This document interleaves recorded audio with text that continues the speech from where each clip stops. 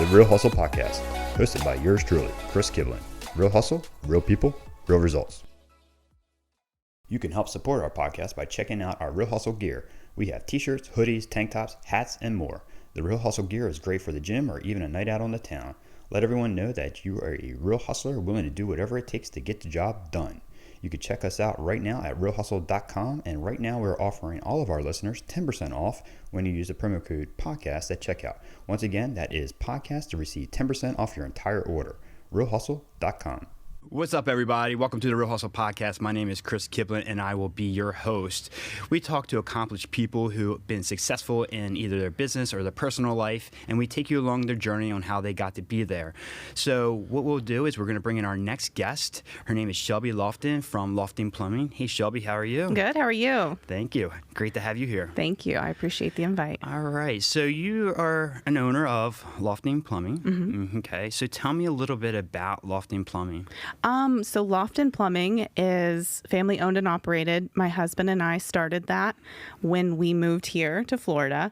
Husband's been in the trade for, I think, 16 years now. He started in 2003 as an apprentice and moved up, got his journeyman's license as soon as he could. And then when we decided to jump ship and uproot our entire lives, we moved here to Florida in 2018. And he focused and got his contractor's license. We kind of built this together, me doing the business side of it. He's obviously the plumbing side of it. 2018 contractor's license in Florida, and we've been rolling ever since. So wow. So I know you guys have grown quite fast, and and a lot of people know who you are. I mean, I know, like, for me personally, we use you, like, you could just see it on Facebook when somebody requests a plumber, everybody's putting Loftin Plumbing on there. It's like, so I mean, you guys have done, I mean, obviously that's great name recognition. Yeah. So let's kind of like back up a little bit. Okay. So what made your husband want to get into the plumbing business? In all honesty, I even asked this question again this morning, and I said, do you have, like, when you think back, any reason why you did this? And he goes, nope. I was 18 years old, and it was my best option at the time. And crazy story, we don't tell a lot of people, but my husband is a high school dropout. And for him to go from that to now we're running a 6-figure business, he's got his own level of intelligence. And, as we've grown and developed and follow people like Gary Vee, I mean, you see Gary Vee, similar circumstances there, I would say, where he wasn't great in school, but look at him now. Neither was I. So, so he really didn't have a reason other than it was there. But now that we look back, it's kind of like, I don't want to call it fate or destiny or anything like that, but he made that decision and stuck with it, and it's paid him dividends, sticking with the trade. Yeah, because here's the one thing that, that I kind of wanted to talk about a little bit, because, I see this and I see where a lot of young adults don't want to get into the trade business anymore, right? They don't want to go to trade school. However, if they just realized what they can make or how they could change their life without even going to school. I know so many people who have been, that do what you do, or electrician, or, some kind of trade. They're making more money than people who went to 4-year, 8-year schools. Absolutely. And that's crazy. Kind of we're struggling in the business because we don't have new, fresh people coming into the trade. There is hard work. I mean, I will say that. It's tough work. It is tough work. Get your hands dirty. Yeah, you do get dirty. We are plumbers, but we call that the smell of money, so that's our joke. But yeah, being able to watch my husband's progression through the trade. I mean, when he first started, I think he was making $8 or $10 an hour. And that was what? How long ago? 2003. Yeah, so I mean, $8 to $10 an hour back then was really good money, right? Right, it really was. I mean, and now, as soon as he got his journeyman's license, it was a jump to 24. And then at one point he was running jobs, commercial. He worked for a huge mechanical contractor back in Oklahoma, making $35 an hour with the truck check and a, cell phone and everything else. So then you think, here we are 16 years later, and it's hard work. It's hard work, especially building your own business. But yeah, now it's unlimited. It's as we're limiting ourselves at this point.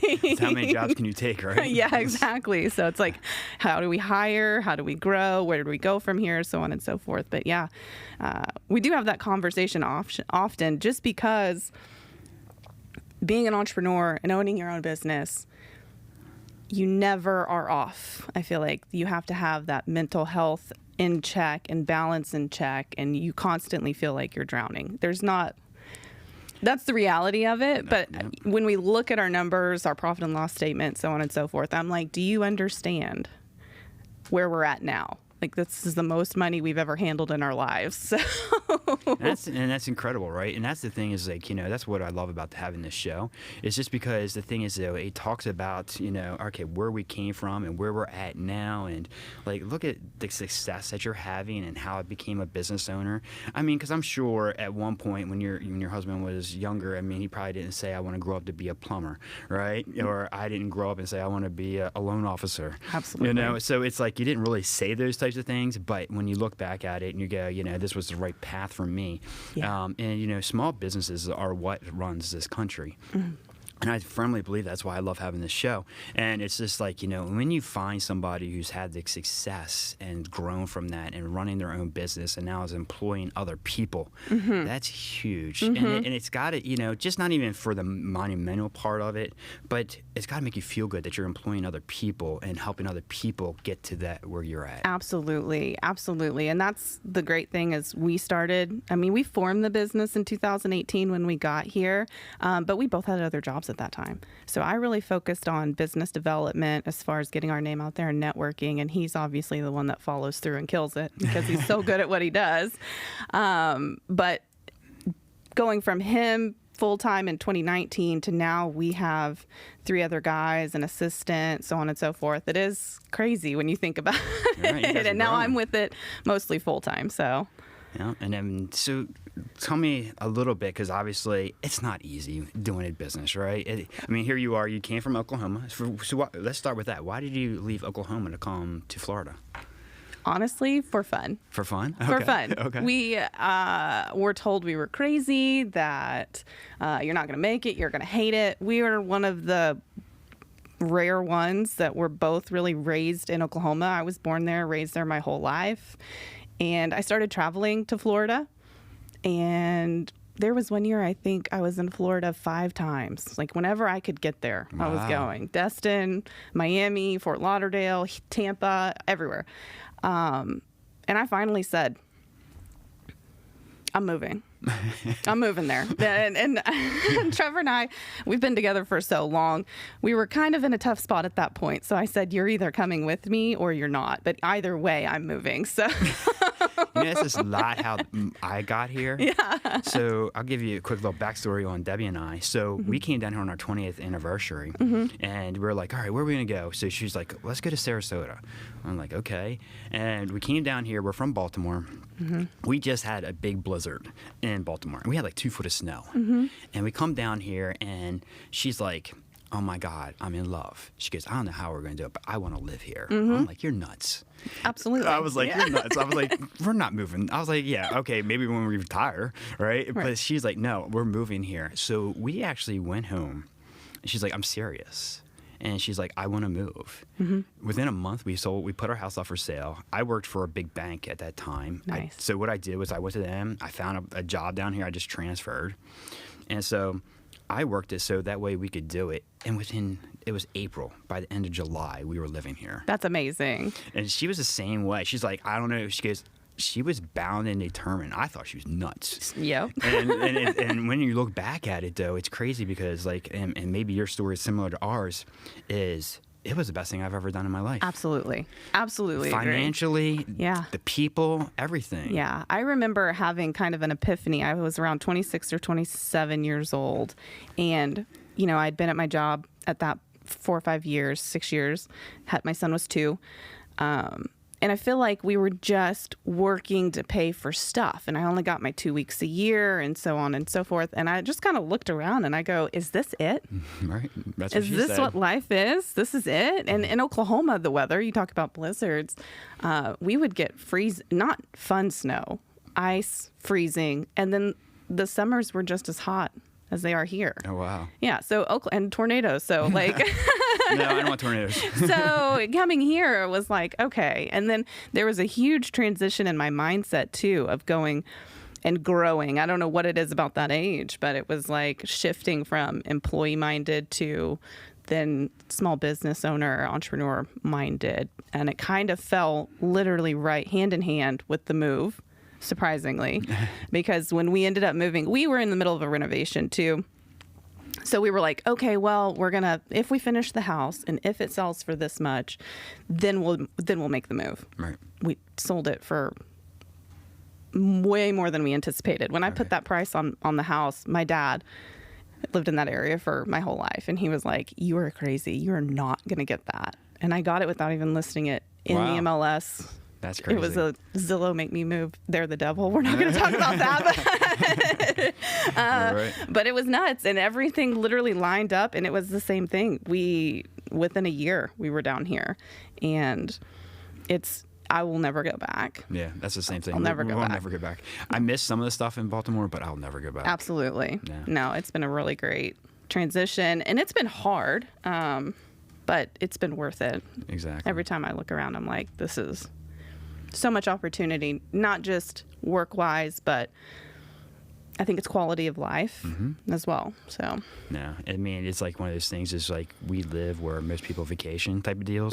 And, you know, I mean, we're so close to where so many people go to vacations, even if it's here. But I mean, Disney, you know, Miami, anywhere that you want to think about. Right. I mean, it's a 3-hour drive. I know. So it's like, I mean, it's kind of really cool when you think about it from that standpoint. Yeah. And what we can do here compared to if we were living somewhere else. And that's why I love Florida. Absolutely. You know, and it's and I'm just like I said, I thought my wife was crazy. I was like, you're nuts. I was like, we're never living there. But it was such a good thing for us. Yeah. And I'm so like it's also, you know, I don't know if it's because it's such a melting pot here, but the people are different here. Absolutely. It's not that. I mean, there's hustle and bustle here. Yes. But you don't have the same like hustle and bustle as you do coming from Baltimore. I can imagine. You know, and so like it's just like people will stop and talk to you. People are friendly, and I don't know if it's just because and there's lots of people from a lot of big cities, but I think this kind of changes you. It really does. It does. It really does. And so it's like you get here, and you're like, you know what? I can relax a little. Yeah, I can slow down a little bit, And I mean, you still got to work and hustle and get your stuff done.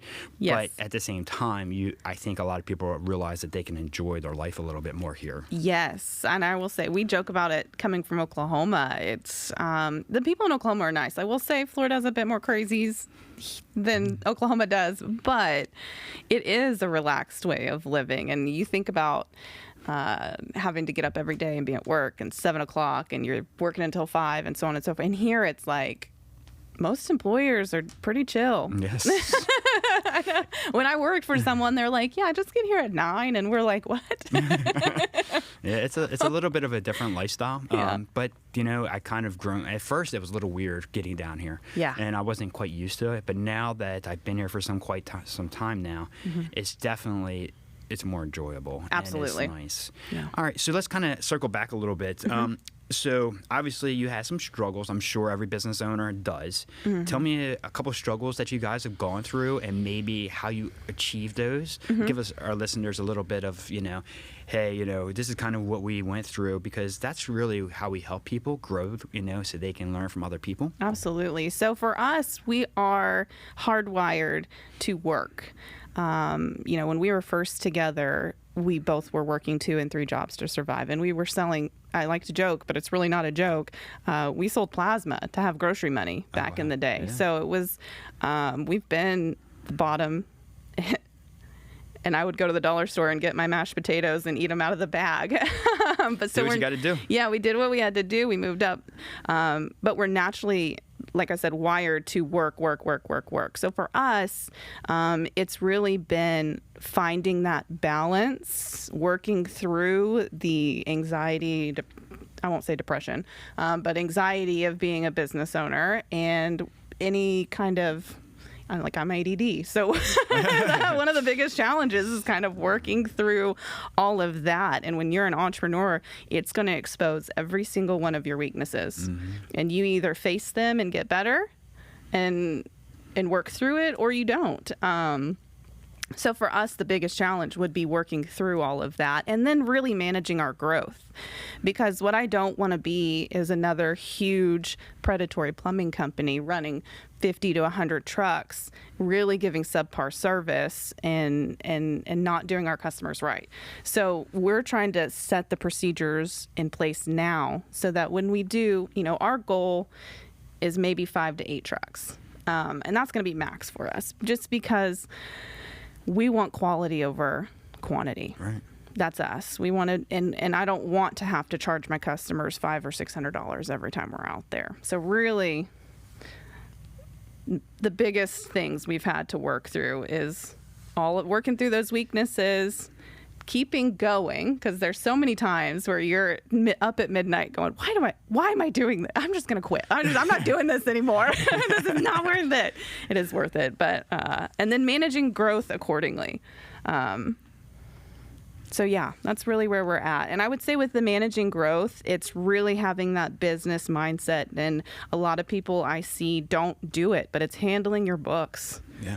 Handling your books appropriately, making sure that you are profitable, especially in times like this. We sat down last night and we took a look.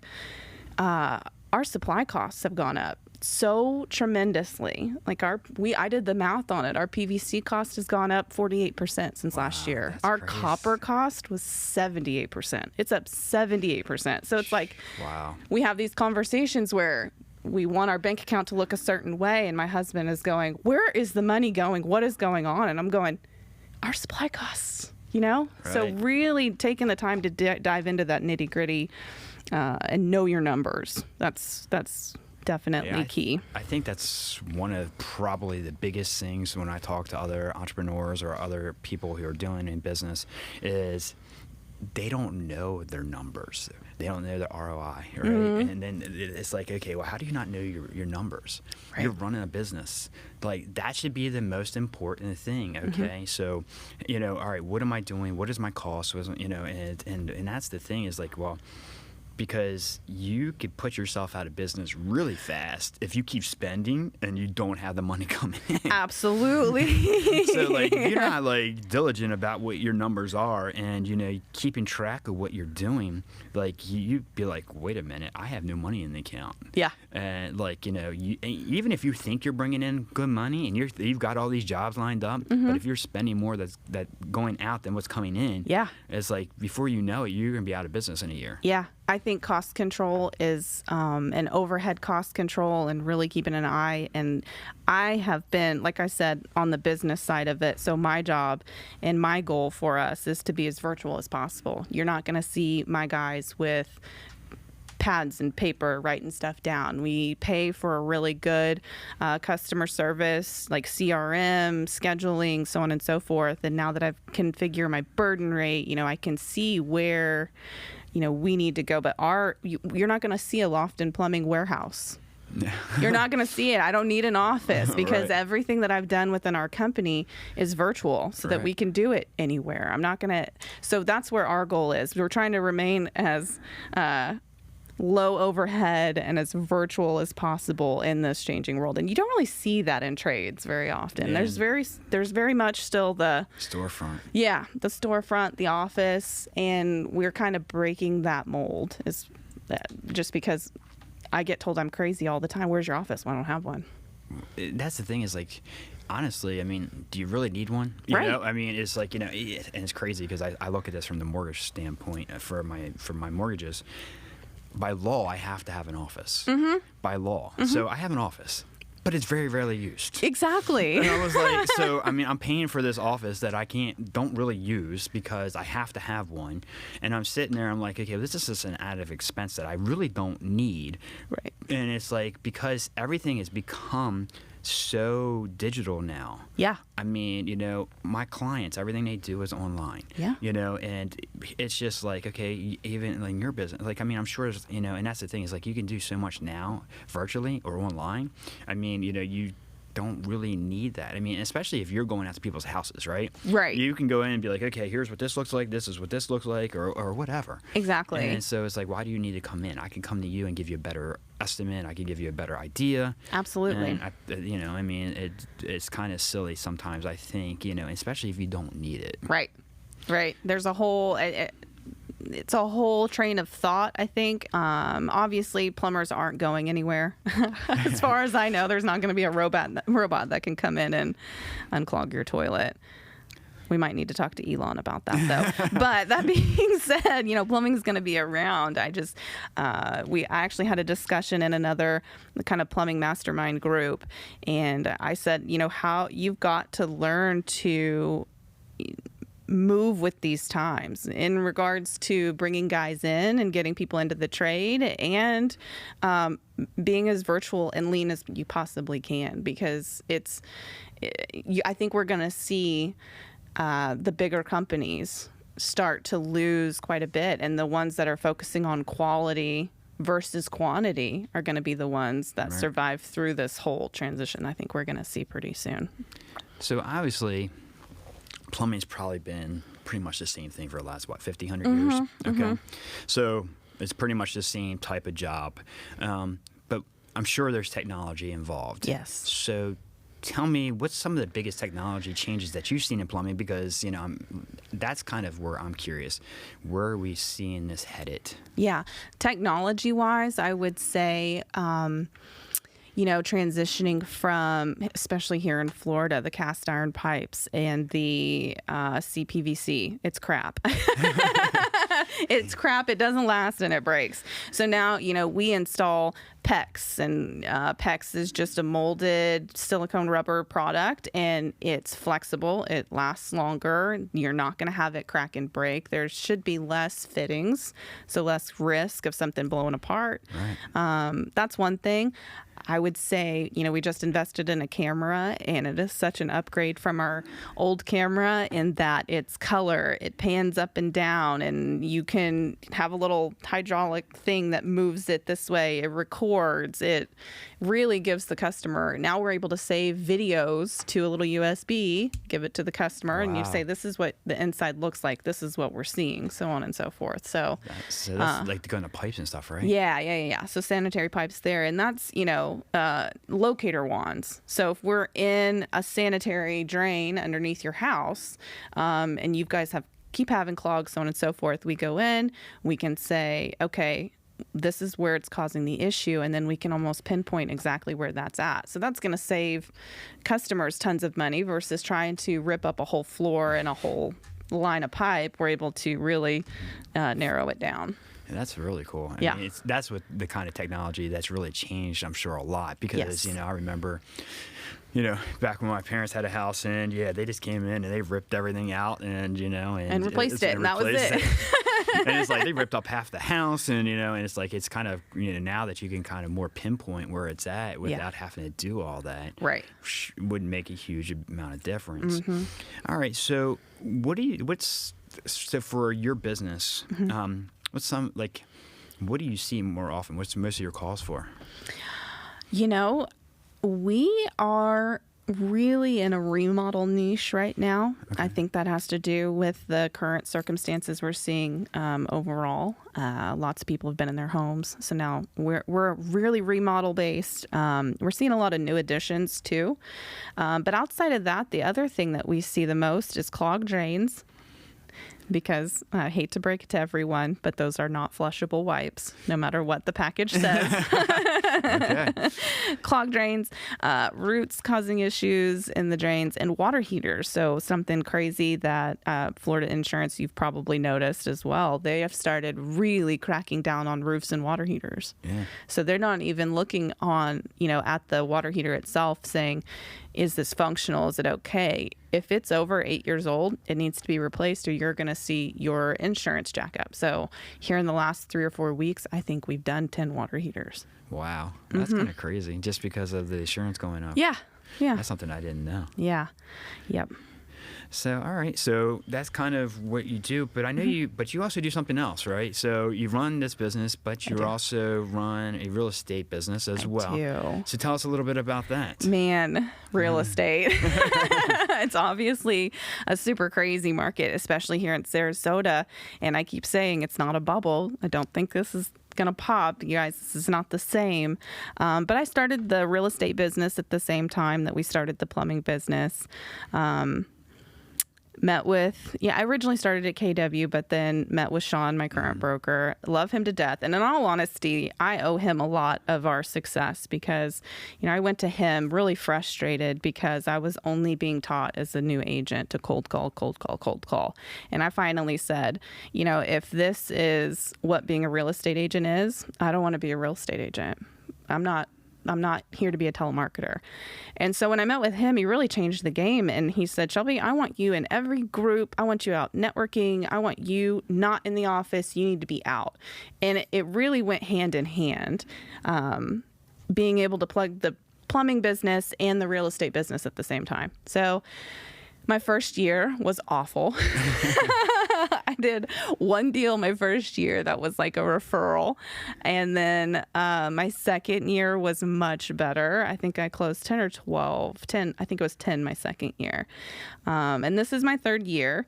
And I'm at $4.5 million for the year selling. So I run the plumbing business, and then the real estate people will say, "Oh, well, then you're just part-time real estate." No, I'm not. No, I'm not part-time real estate either. Because that's the thing is like you got both of those. But one of the things that I think is kind of neat and why I wanted to bring it up is because they do go hand in hand. And I think the thing is what it really does help you is the way that you market it, because you market both of them, and you do market them well because it gets the word out. I guess, like I said, you could see it on Facebook. Like when people are asking who needs a plumber, everybody's like reaching out to you, but it's because of your marketing. So tell me a little bit how you got into all the marketing part and grew the business, because obviously that's been huge. It's been absolutely key to our growth and success, and it kind of goes back to when I mentioned the mindset shift from employee to entrepreneur. In that when I was an employee, you remember too, we were so scared of the internet and don't add strangers and so on and so forth. But moving here, I really changed the way that I think about social media, and it became more open to people and opportunities and so on and so forth. So I did have to learn the skill of networking, and had I not done that, then I would not be as successful as I am today.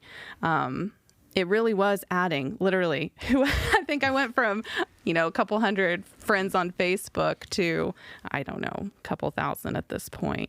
But it's back to the networking, getting yourself out there, talking to people, and then being present in social media too. Like I can't just go do these things and then not follow up and not. Right. And I also found that the more that I networked and called other people out and their business out, the more I got that in return. Yeah. Like they're not going to remember some person that they met networking, but when you really make that effort, add them on Facebook, and then really get to know their business so that you're comfortable referring, and then refer them, call them out. Yeah. And then they're going to remember me, and you're the plumber. And then when I get their business, we follow up, make sure we're doing a good job. And again, goes hand in hand with real estate, because my plumbers hand out my cards with our swag when we leave and everything else. Yeah. But social media it was one of the biggest fights I got into with one of my best friends, because she's like, no, why would I add that person? Well, why wouldn't you add that person? Right. You don't know what opportunity that person may have. It may be nothing. It may be life-changing. You don't know. Especially in what we do, because that was my biggest thing is when I came here and I started the mortgage business and I got into it, I always say, if they don't know who you are, how do they do business with you? Right. And that's a perfect example of that. So I wanted to reach every way that I could think of. So I started building my social media. I mean, when I moved here, I maybe had 100 people, 200 people. Mm-hmm. Now I'm close to like 5,000. Mm-hmm. And so, and it's like, I have a lot of people that I don't know, but there's also a lot of people that I've met along the ways that have helped me in my career. Absolutely. I think it's just Sorry to interrupt. A story comes to mind where I connected with a general contractor that had just moved down here. We had lunch. We started doing business with him. And then he referred us to another guy who owns a roofing, but his next door neighbor also is a general contractor. And now they're one of the biggest customers we have. I mean, we're on one of their jobs this week again. So we're talking one connection on Facebook led to 6 figures in income. Yeah, I mean, and that's the thing is what you don't realize is you don't realize who will be out there watching. Right. And you don't realize who's watching you. Because, I mean, it's crazy because now I get realtors who call me, or I get people who just call me, even like people who need to refinance, right? They're just friends of mine. And on Facebook, hey, I saw you post and I want to refinance. Can we talk about it?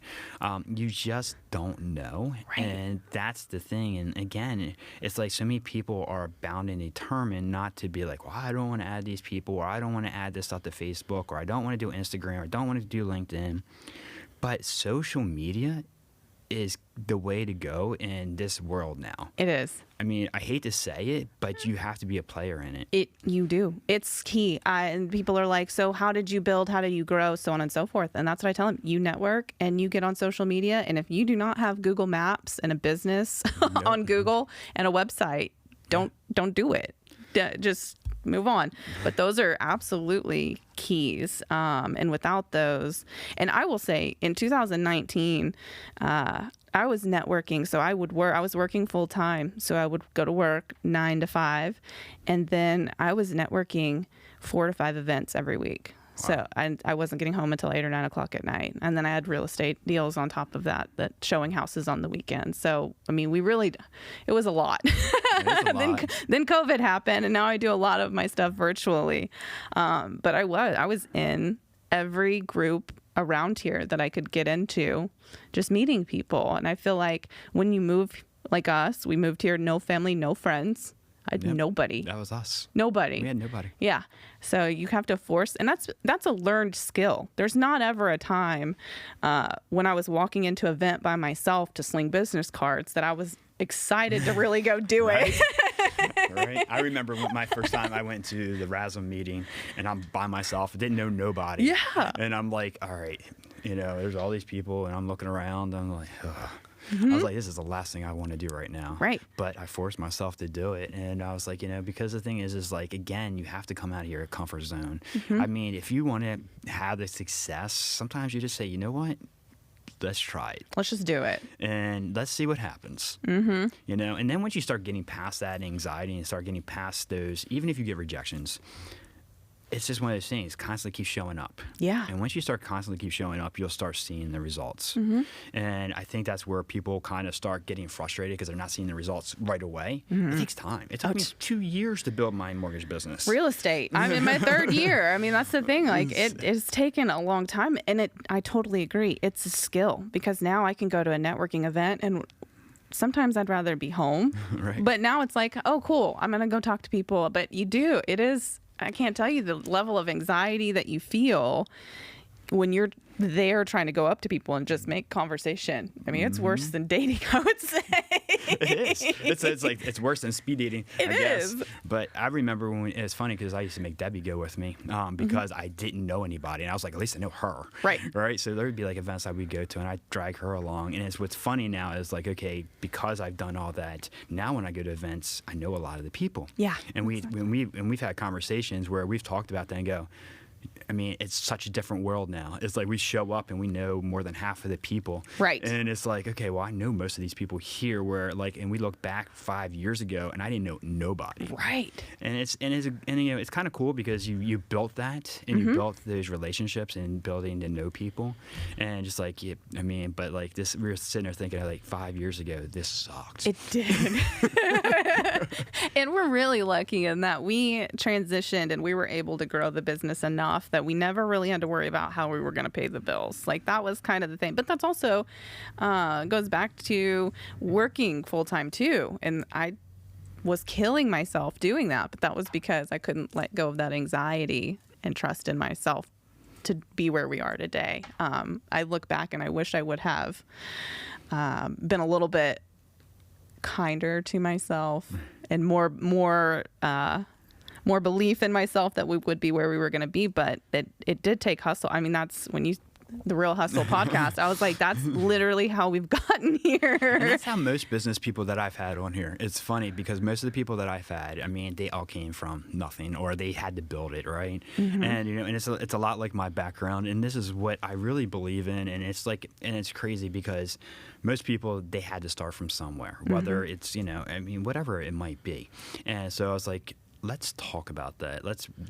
That should be my focus, and tell your story. Right. And, because I think, and we were talking about this before we started, is how many people do you sit down on a one-to-one basis and really share what you've gone through to grow your business, or sit there and explain? See, and part of my mind on this is that a lot of people see where you are now. Right. They see, okay, he's driving a nicer car, or he's got a nicer house, or he's got a nicer suit. But they don't realize everything that you've gone through to get there. How much you worked, right, how much you struggled. I mean, when we first moved here, we were so broke. I mean, we were doing the same thing, going to the dollar store. We would go to the grocery store, buy ramen noodles. Yes. I mean, we were buying cheap stuff to eat, and it's like, we had no money. Right. And it was like, and it was one of those things is like, they only see what's here and now. Right. So I love having people tell their stories because they worked for it. They worked hard for it. Yes. And, it's still a lot of work. It is still a lot of work. And a lot of people still don't see the behind the scenes part of it, right? They don't see what you actually go through behind the scenes. They only see some of it. And that's just what's so great about this, because you don't have these kind of conversations with most people. No, right. Not at all. And I think that's one of the things I like to talk about too, is if I actually told a newer real estate agent this the other day, if you don't have your mental health in check, or if you don't have healthy coping mechanisms right now, you need to get that figured out and then get started, because this will drag you down and you will be dealing with things that you had no idea were issues. It can be a drain, and it's hard, and you have to wake up every day and think, I'm doing this for a reason. We are going this direction. I just need to put my head down and keep going. Exactly. Because there's so many times. Well, that's whether it's in real estate, whether it's in business. It's one of those things is that you got to remember your long-term goal, right? And it's going to take time. It doesn't happen overnight. No. If it happened overnight, everybody would do it. Absolutely. So I agree with that. I mean, this is like 3 years in the making at this point. Right. We're finally able to take a breath and there's been days where my husband's home at 3 and the guys are still out working, and this. He's still very much a working owner on his tools, and a lot of people try to get a hold of him, or for things like this, he's working, he's on a job, still running stuff. So, but there are times now where he's off work and it's 2 or 3, and I'm like, "What are you doing home?" He's like, "Well, I'm good. They've got this handled." So now we're able to take that little bit of a breath. Right. That's nice. Yeah, you can get to enjoy life. Yeah. So, anything else you want to add? No, I think that's it. I really appreciate you inviting me. I appreciate having you. You had some great insight. I appreciate it. Yeah, no problem. All right, guys. Well, that concludes our show. Make sure you subscribe to our channel, and make sure you check us out at realhustle.com, and we'll see you next time.